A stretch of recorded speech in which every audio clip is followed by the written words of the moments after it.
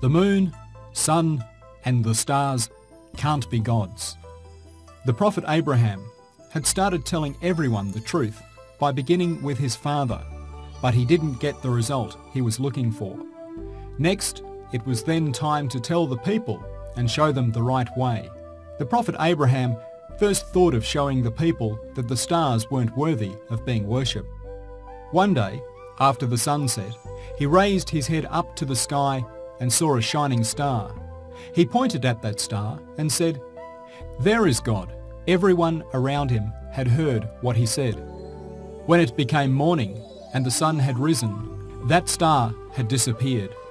The prophet Abraham then said these meaningful words, "No, that cannot be my God. He has gone away. I am looking for a God who won't go away. I don't like things like this that come and then disappear. I will not give my heart to them."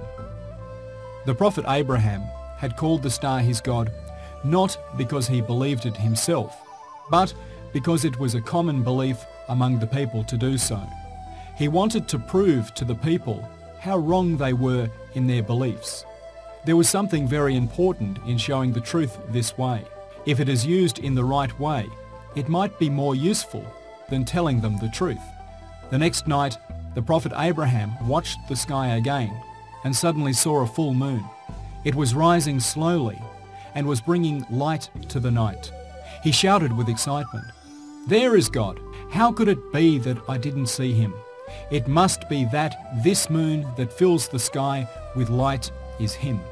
The people were listening to the prophet Abraham with surprise and were trying to understand what he was saying. However, the moon disappeared just like the star. Abraham then said, "A thing which spreads light and then disappears cannot be my God. How wrong I was." He made the people hear his idea that the moon couldn't be a god either. The next day, the prophet Abraham woke up very early. He looked at the horizon and watched the darkness of the night slowly disappear. Suddenly, he saw a big circle full of shining light appear. With the intention to prove to people that it wasn't a god, the prophet Abraham said, "That is my God, isn't it? He that sends light to the earth, warms people up and lights up the universe.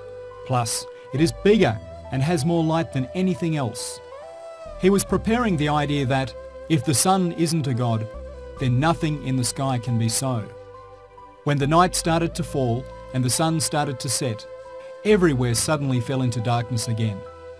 It was now time for the prophet Abraham to tell the people about the existence of Allah. He had to tell the people that the real God of the universe was Allah. He gathered the people around him and made this speech. "Dear people of Babylon, I have now found the right way. The stars, moon and sun aren't gods, and they cannot ever be.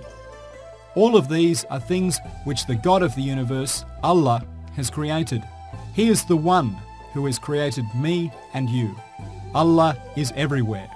He sees everything and has the power to create anything. However, we haven't got the capability to see or understand his oneness." In this way, the prophet Abraham announced his real intentions and thoughts. He had shown the people how meaningless their beliefs were. The prejudice of the people of Babylon. The things that the prophet Abraham had told the people were things which they never heard of or thought of until then. For this reason, they were very surprised. The prophet Abraham was now going to tell them about the idols. He would try and prove that they were not worth worshipping, just like the stars. "Dear tribe, what are those idols you worship? Aren't they lifeless pieces of firewood and stone which you have carved yourselves and have no idea that you worship them? Do you think that Allah, the creator of the universe, is an inanimate, thoughtless being like those idols? You should know this is a big and false accusation against Allah. You must forget about all these false beliefs right away. Forget about worshipping these lifeless idols." The people of Babylon were still stunned. They were hurt to hear the prophet Abraham say such bad things about their idols. And their reply was this: "We have seen our ancestors worship these idols. We have been raised this way. We have never thought about the things you talked about up until now, and we won't think about it again after today either. We follow our ancestors and do as they did. We will keep their beliefs alive and live them. The prophet Abraham was showing and proving to the people that their false beliefs were wrong, but they ignored this truth and were blindly choosing to follow the path of their ancestors. With these beliefs, they were falling into prejudice. One day, to try and break their prejudice, the prophet Abraham said, "What if your ancestors were wrong too? Will you continue their mistakes in the same way?" The people replied, "Our ancestors were more intelligent than us, so we don't think that they have done anything wrong or made mistakes." The prophet Abraham was sad to hear their ignorant reply. He continued to try and change their minds by giving them more evidence and showing them that the results of their beliefs are bad. The idol worshippers among the people of Babylon felt uncomfortable by what the prophet Abraham said. They started to look for ways to stop him from talking. The first thing they thought of was to frighten him. So they said, "O Abraham, if you mock our idols, then something bad is bound to happen to you. It will be a great shame. Stop talking nonsense before something bad happens to you." Abraham ignored their efforts to try and scare him and gave this brave reply, "Why should I be afraid of your idols when you are not afraid of Allah? I will never be afraid because they can do no harm or good." The prophet Abraham couldn't make the people believe no matter what he did.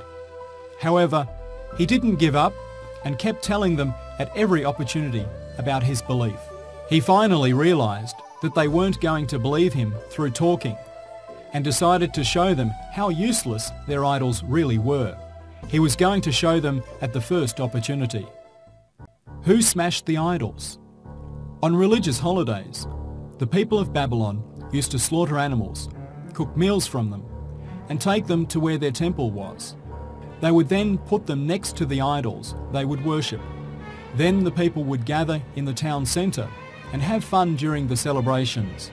After the celebration ceremonies were over, they would go back to where the idols were and would eat the food that was left there. It was a religious holiday, and the people had left their food next to the idols. They started to gather for the celebrations. This was a perfect opportunity for the prophet Abraham. He would find an excuse to not join in with the celebrations and would smash the idols while nobody was around.